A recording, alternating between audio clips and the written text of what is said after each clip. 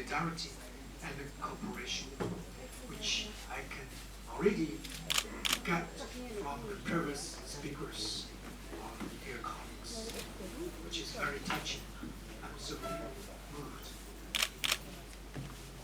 Yesterday, I had the honor to meet with Honorable Foreign Minister Dr. Mohan, who, on that occasion, handed over to me a very, very precious letter addressed by the Honorable Prime Minister Sheikh Hasina to His Excellency President Xi Jinping of China.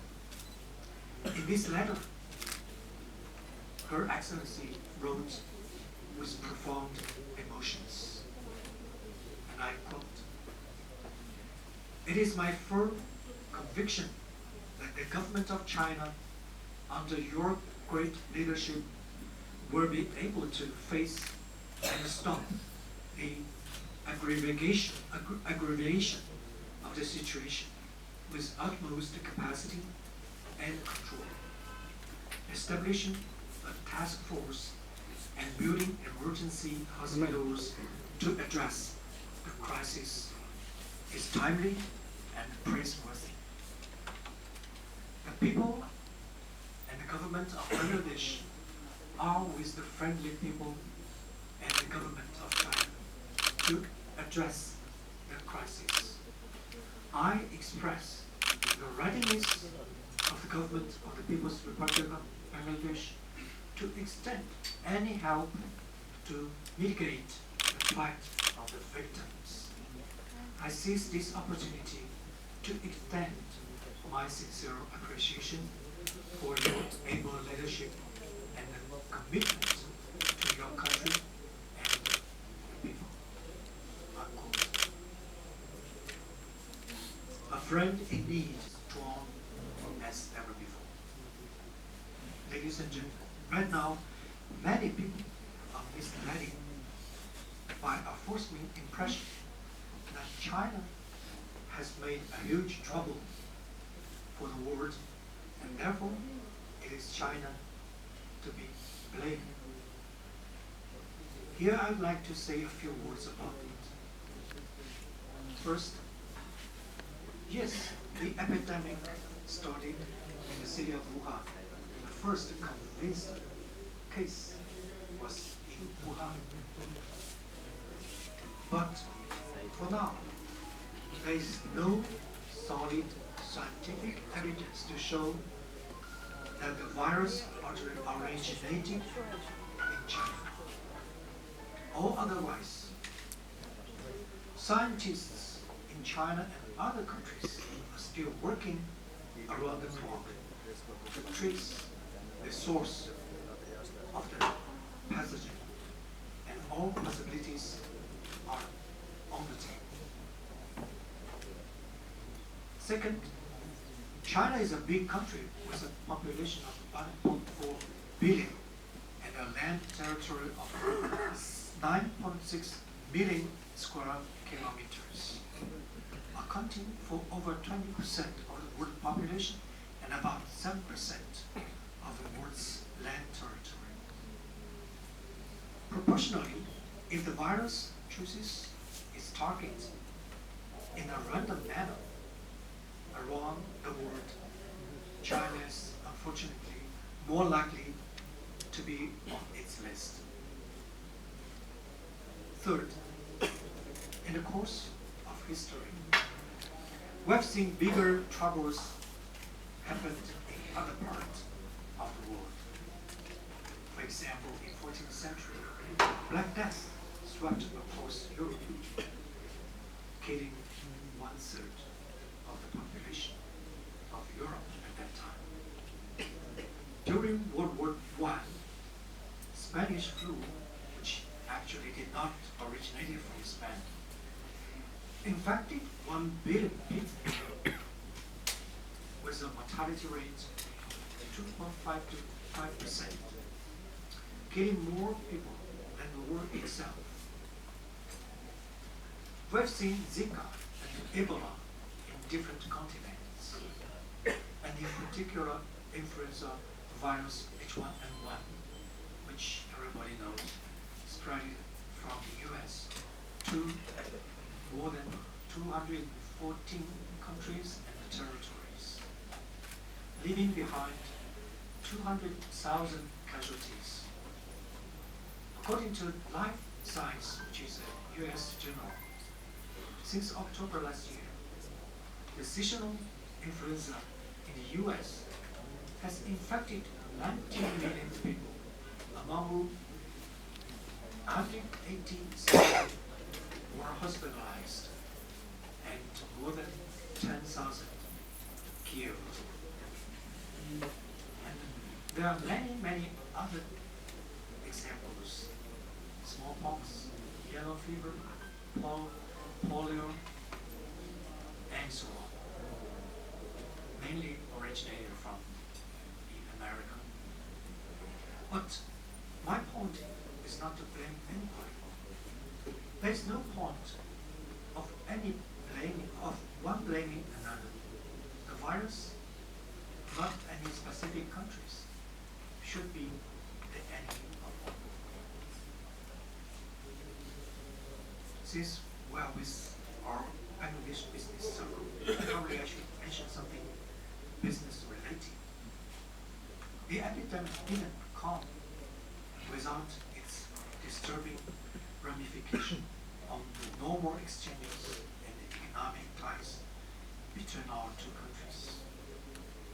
In early February, the Bangladesh side suspended on-arrival visa for Chinese travelers and evacuated 212 Bangladeshi citizens living in the city of Wuhan, which I think is very rational decision, and if we understand. As per new regulations of Bangladeshi authorities, some Chinese airlines have reduced the frequency of flights between our two countries voluntarily. Actually, the Chinese side actively did so, just to stop any possible spread into this country.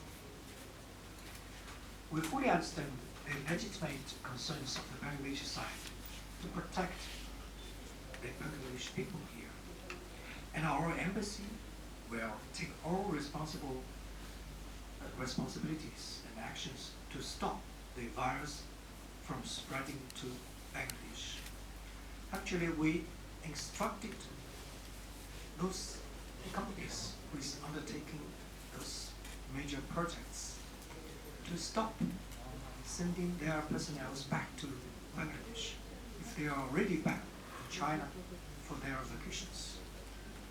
We instructed so, and they did so.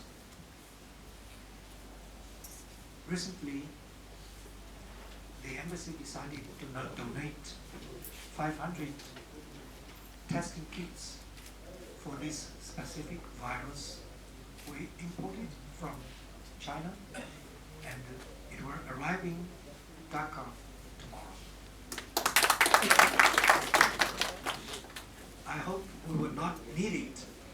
Let's hope we should not need it, but if it is, at least it will get a very quick response, because with this newly developed testing kit, we can get the result within 3 hours.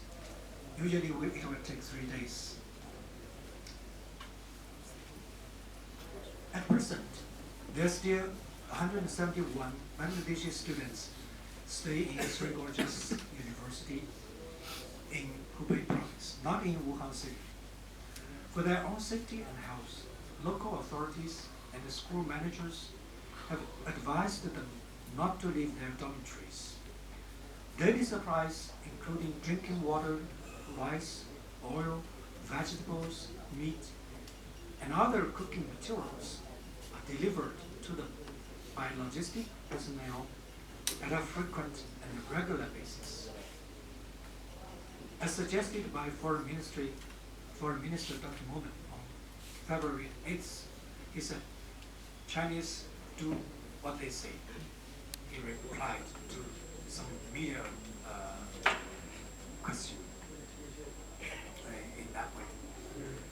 We will make every possible effort to ensure that foreign citizens, including Bangladesh citizens currently residing in China,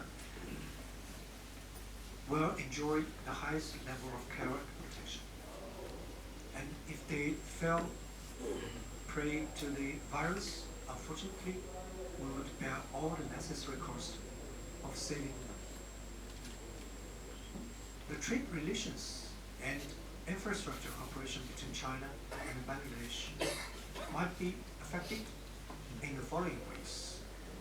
First, a lot of Chinese nationals working in major projects in Bangladesh, most of them technicians, engineers, and project managers, cannot return on time after the outbreak, and they are not returning under the instruction of the embassy also.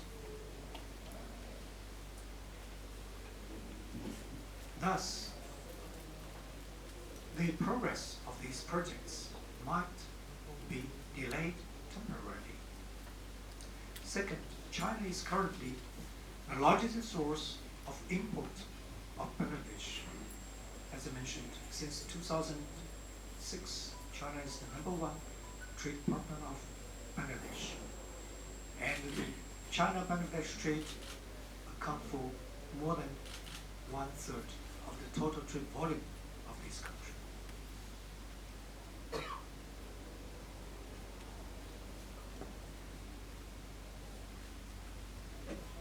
And due to the tightened sanitation control and customs and suspension of operation of some Chinese exporting companies, the Bangladeshi side might not be able to get the goods, equipment, and raw materials it needs on time, at least for a short period of time.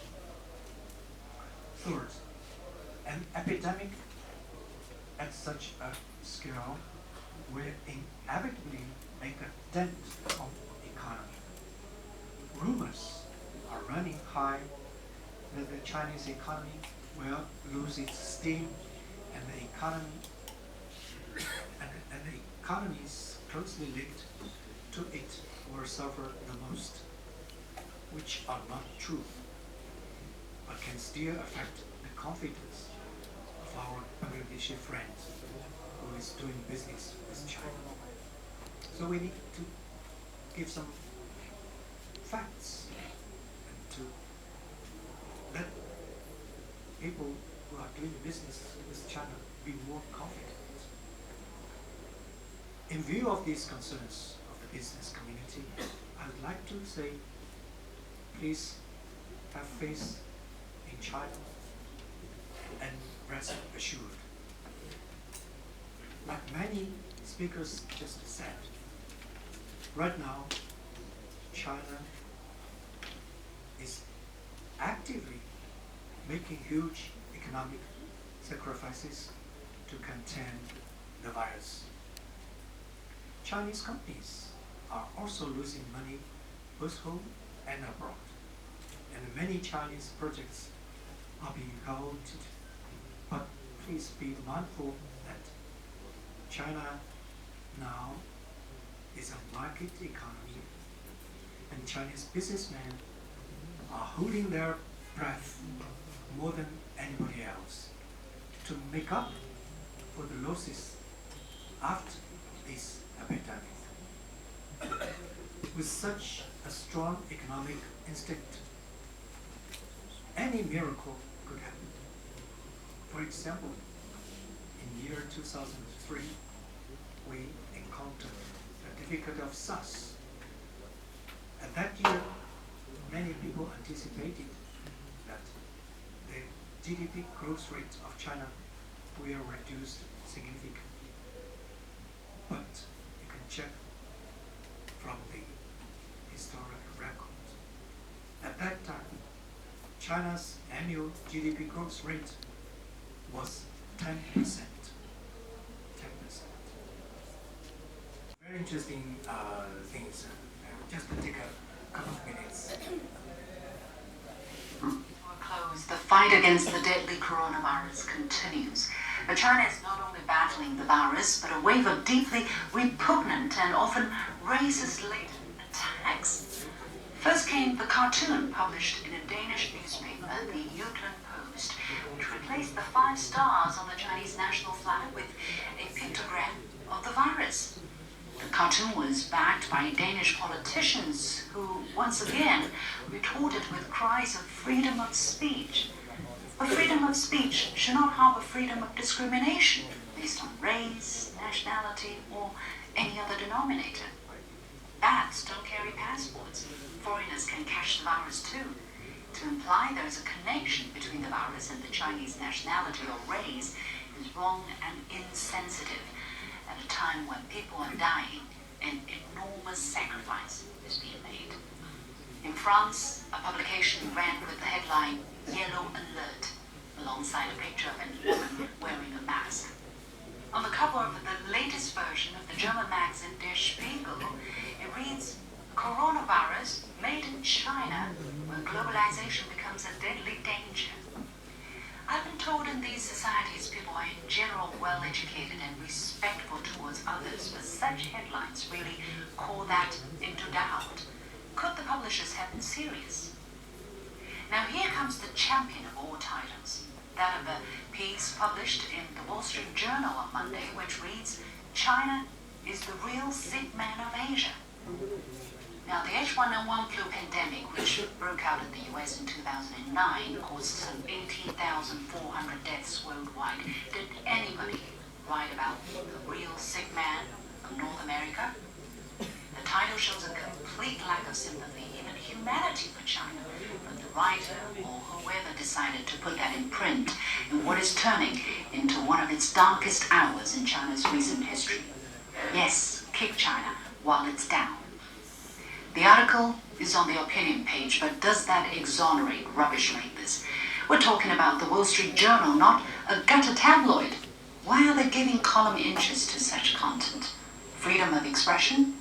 How about an article saying, "Slavery is glorious"?